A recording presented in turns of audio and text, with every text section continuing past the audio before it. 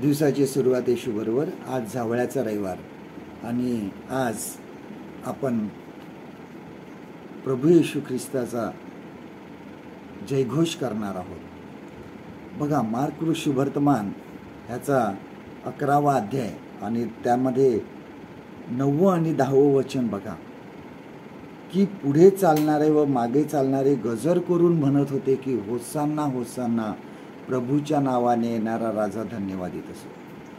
प्रभू येशू ख्रिस्त हा राजा म्हणून आला होता, परंतु लोकांचा गैरसमज होता की एक राजा जो असतो हा काय असतो, युद्ध करतो, शत्रू पक्षाला मारून टाकतो, त्या सैन्यांचा पाडाव करतो आणि मग आपलं राज्य प्रस्थापित करतो. परंतु प्रभू येशू ख्रिस्त हा असा राजा नव्हता. आणि म्हणून ज्यावेळेस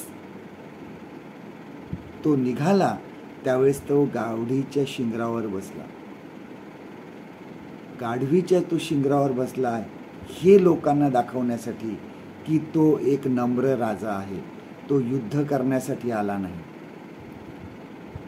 बघा, पूर्वीच्या काळामध्ये ज्यावेळेस राजा युद्ध जिंकून यायचा त्यावेळेस तो काळ्या घोड्यावर मोठ्या स्वार होऊन यायचा आणि सर्व ठिकाणी फिरत असे. प्रभू येशू ख्रिस्त हा गाढवीच्या शिंगरावर बसून आला आणि सर्वात पहिलं जे काम त्यांनी केलं ते म्हणजे शास्त्रलेख पूर्ण झाला. बघा, जकर्या ह्याचा 9वा अध्याय 9 वचन बघा. जकर्या चॅप्टर 9 and verse 9.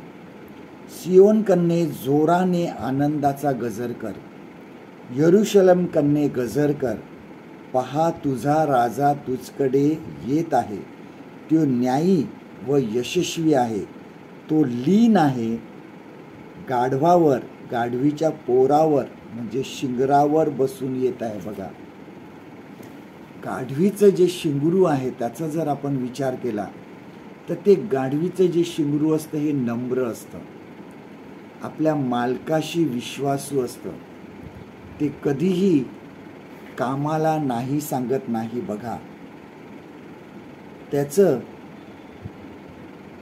इतकं विश्वासू असतं, प्रामाणिक असतं, कष्टाळू असतं. आणि म्हणून प्रभू येशू ख्रिस्ताने त्या गाढवीच्या शिंगराची निवड केली. एक प्रकारे हेही दाखवलं की तो नम्र आहे. त्याचबरोबर त्यांनी त्या गाढवीच्या शिंगराची निवड केली ह्यासाठी की आपणही त्याप्रमाणे असावं.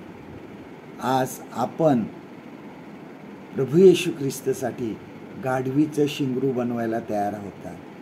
तो प्रामाणिकपणा, तो विश्वासूपणा, तो लीनपणा आमच्यामध्ये आहे का?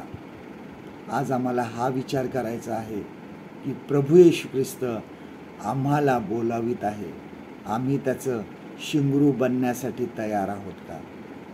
आजचं देवाचं वचन आपल्यासाठी हे आहे, मार्क शुभवर्तमान ह्याचा 10वा अध्याय 11वा अध्याय आणि 9 आणि 10 वचनं बघा. आणि पुढे चालणारे व मागे चालणारे गजर करून बोलले, ये होसान्ना, प्रभूच्या नावाने येणारा धन्यवादित असो, येणारे राज्य आमचा बाप दावीद याचे राज्य धन्यवादित असो, ऊर्ध्वलोकी होसान्ना. परमेश्वर करो आजचा दिवस तुमचा आशीर्वादित करो.